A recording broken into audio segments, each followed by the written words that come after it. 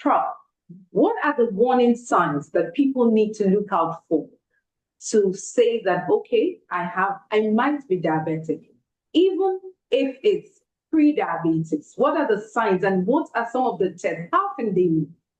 Because a lot of people are walking around and they don't even know their sugar profile, you know. So what do you think people should do? This is an extremely important point. Detecting the problem in its bud, in very early stages.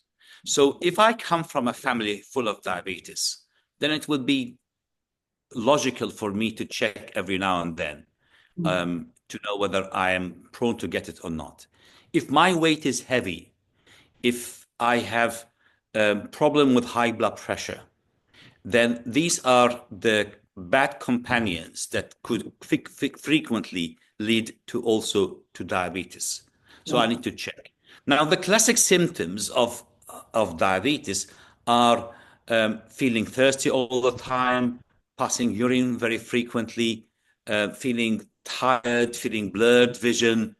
These are when actually the blood sugar level is pretty high. Losing weight with no obvious reason. We want people to be diagnosed much earlier. So if I'm above the age of 35 or 40, then it would be handy to have a test. And if the test is normal, then okay, repeat it again after a couple of years or so. But if the test is borderline, if I have high blood pressure, if I'm overweight or obese, then I need to check more frequently. Detection and prevention is better because you can reverse it. The good news for everyone is if we work on things, we can reverse it to normal. Interesting. I think you've touched on the next question I was going to ask you, if diabetes was reversible or not. And you've just given hope to someone. I'm sure someone is jumping out there saying, yeah. It is reversible in the earlier stages. So the people who are successful in reversing their diabetes are those who detect it very early, right. Less than 4 years, not on many medication, certainly not on insulin. Okay. And we're talking here about type 2, not reversal of type 1. So a person who was diagnosed with type 2 diabetes that requires tablets on top of modification of their lifestyle, if they're diagnosed within the first 4 years and they can make drastic changes in their lifestyle that lead to significant weight loss, then potentially it could be reversed for several years. Wow. Certainly, if they are in the pre-diabetes stage, they can halt it and reverse it because then we are starting even earlier and earlier. So guys, you've heard it. Type 2 is the one that is reversible. But of course, you have a part to play. So don't expect magic to happen. Welcome again, Professor Hassanein. So now, earlier we talked about the role of diet. Now let's talk about the role of exercise. The big elephant in the room. That we all, people, when you talk about exercise, to some people, it's something they embrace wholeheartedly. So we have fitness enthusiasts. But when you talk about exercise for some, it's a whole issue on its own. And everyone is looking for the faster way out. And that is why rather than exercise, people would want to use medications to reduce their weight. What exactly is the role of exercise in health and especially in diabetes? This is a very, very important point, Mo. We've earlier talked about that the outcome for my glucose level and my weight is a balance between what I take in, the food and drinks, and what I burn. So the old-fashioned scale of the balance, the two scales in front of me, the physical activity and what I eat. And with the modern lifestyle, we have abundance of food that gets shipped to us from every single country at all year round. Yeah. And with the increase in wealth, food is available in abundance as well, big portions. So that's one problem we've talked about. But unfortunately, on the other hand, with modernization, we stopped burning enough calories. We stopped walking. We stopped going to catch the bus or a metro or walking to the other place. We stopped playing out in the street or in the garden or in the park, and instead the kids are using video games and mobile games and so forth. When I was young, we'd move to change the TV channel. Yes. Now we have Now control. yes.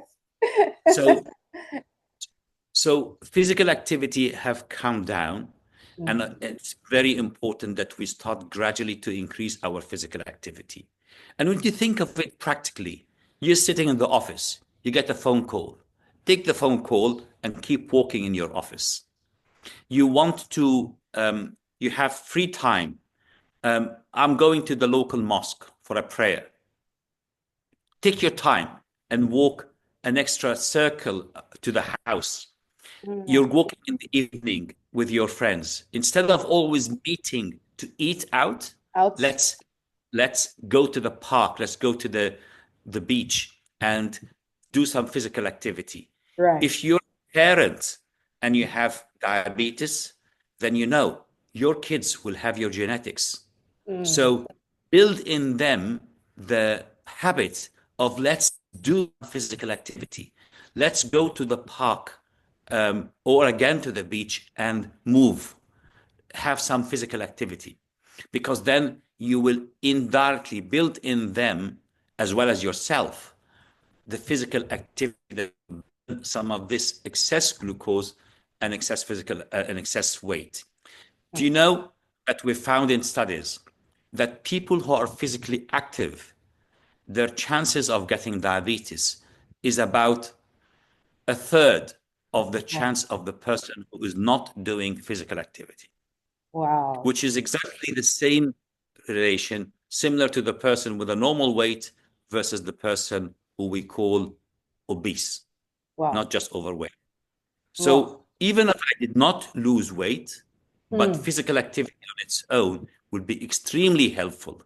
And we don't need to go to the, I mean, it's beautiful if you go to the gym, but steps, building up your steps up to 10,000 steps a day, that would be very useful. Do I have to do them all in one go? No.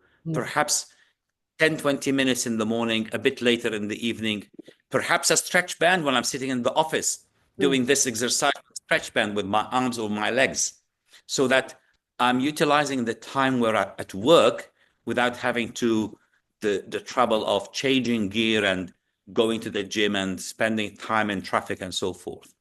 Not that I'm against gyms at all, but I'm trying to think of practical solutions for everyone in their own home. Okay. Thank you so much for that, Prof. That was very enlightening. Thank you. Thank you.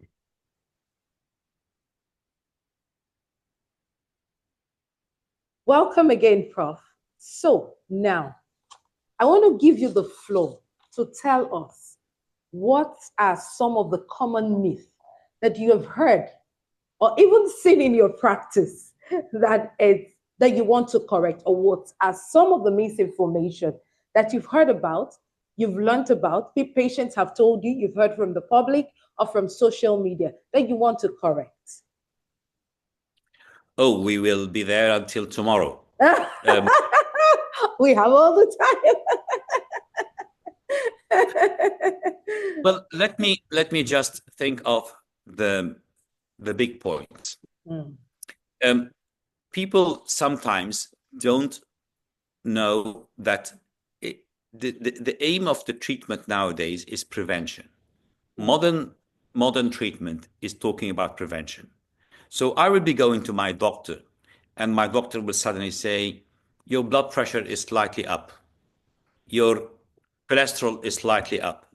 Do I feel any symptoms? No. My blood sugar is slightly up. Do I have any symptoms? No. So your kidney is leaking a bit of protein in the urine. and I have no symptoms, is that a problem? So what I'm trying to say is, you're going to the doctor thinking, I feel well, I have no symptoms. So absence of symptoms does not necessarily mean that it's perfect, because the name of the game is prevention. When we were kids, we go for vaccination. It's painful. It will make your arm sore, might even give you a fever. Why? Because we want to prevent serious infections, polio or mumps or measles. When you drive a car, you take insurance. Why? Because if God forbids, I had an accident, I want a protection. So the first myth is, I feel well, I don't need to go to the doctor, I don't need any blood tests, I don't need any checks. I will only go when I'm feeling unwell. That is far too late. So the first myth is, check regularly and understand why you need to get your blood pressure, your sugar levels, your cholesterol, and your weight on target to prevent problems later in life. So that, to me, is the first important point, which means monitoring. And monitoring, to me, is very important. People think I need to monitor only in the morning. If it's good in the morning, then it's good for the rest of the day. And that's a big myth. Okay? Because the cause of my sugar level to be good or bad in the morning is different than the cause of my sugar level to be high or normal during the day. There are two different processes. So if I'm monitoring, I need maybe today to check in the morning and tomorrow to check at other times of the day. Obviously, if my diabetes is a bit advanced, I definitely need to check more than once a day. Monitoring is a behavior tool, because yesterday I was at an engagement party. Maybe I ate too much sweets. Then I need to know that, so that I would say to myself, okay, yesterday was the odd day. Today I need to behave. Was a cheat day. Exactly. Or yesterday was a good day. I went out and did lots of physical activity. How good was my blood sugar levels? So monitoring is your friend, is your mirror, and not your enemy. It's painful, yes, but it is the honest friend who would tell you, you look good or you don't look good. So monitoring is really quite important. The medication themselves, sometimes they are very important to prevent problems. And some of them, we need to take them for life. I put on glasses because my vision is not perfect. Will I put it one day and take it off the other day? No, I need it all the time. And the same would apply to many of the treatment we prescribe for a person with diabetes. Most of them, they are for a very long time. Wow. Wow. It's been a packed session with information, what to do to get healthy. And remember that this podcast is always about you, your health. How do you handle your health? And honestly, from the bottom of my heart, I want to thank you, Professor Hassanein. Thank you for joining us on Health Talk with Dr. Mo. Thank you for sharing from your heart. Thank you for the work you do to transform lives and to ensure better outcomes. You are one of the highly respected endocrinologists, and of course, it's not